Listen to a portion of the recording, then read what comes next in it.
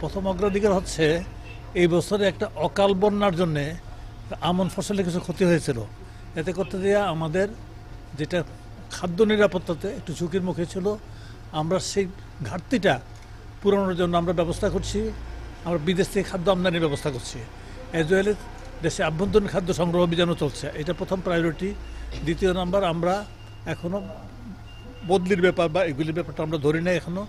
আমাদের প্রথমত দায়িত্ব বিদেশ থেকে খাদ্য আনা এবং সে খাদ্যগুলি বিভিন্ন জায়গাতে পৌঁছানো, এবং যেটা ওএমএসের মাধ্যমে আবার নতুনভাবে চালু হয়েছে। আপনার দেখেন প্রতি উপজেলায় 2 টন করে দেওয়া হয়েছে, প্রতি ওয়ার্কিং ডেতে 2 টন করে পাবে।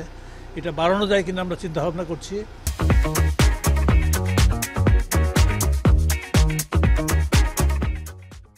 এবং অ্যাজ ওয়েল এজ আগামী 2 মাস, রমজান মাস এবং তার আগের মাসটা পরের মাস, জানি 2 মাস খাদ্য বান্ধব কর্মসূচি বলে একটা কর্মসূচি আছে। সারা দেশে 50 লাখ উপকারভোগী আছে। আপনাদের জেলা তো আনুপাতিক হারে থাকবে। তারা প্রত্যেকেই যে উপকারভোগীরা 30 কেজি করে চাল পাবে প্রতি মাসে, 15 টাকা কেজিতে 2 মাস পাবে। বছরে তারা 5 মাস পায় আর কি, এখানে 2 মাস পাবে যে সময় কাজকর্ম থাকে না। তা আমরা আশা করছি আগামীতে ভালো ফসল হবে, এবং ভালো ফসল হলে আগামী বড় যেটা আছে আর কি, এতে ভালো ফসল হবে। ভালো ফসল হলে চালটা আমরা বিদেশ থেকে আমদানি করতে হয় না সাধারণত, কিন্তু এবার বন্যার জন্য এটা করতে হয়েছে। আশা করছি যে আগামীতে এটা হবে না, সকলের চেষ্টা এটাই হবে।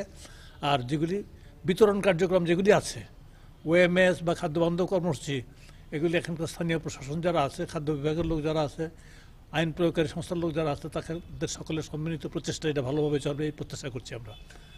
নতুন করে ভ্যাটের কারণে দ্রব্যমূল্য বৃদ্ধি পাবে, এই ব্যাপারে কোনো পদক্ষেপ আছে কিনা? এবং চালের দাম কিন্তু আগামী এখনো চালের দাম বৃদ্ধি পাচ্ছে না, চালের দাম না, এটা এখনো বৃদ্ধি পাচ্ছে। কথাটা বোধ হয় আপনার সাথে আমি একমত হতে পারলাম না।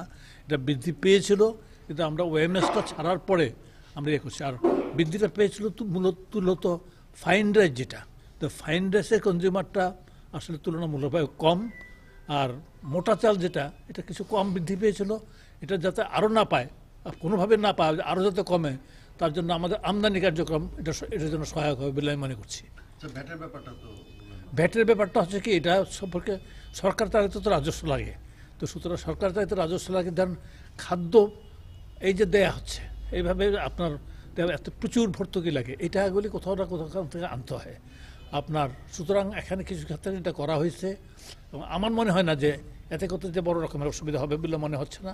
সামান্য পরিমাণে কিছু ক্ষেত্রে কিছুটা অতিরিক্ত ব্যয় আমাদের করতে হবে।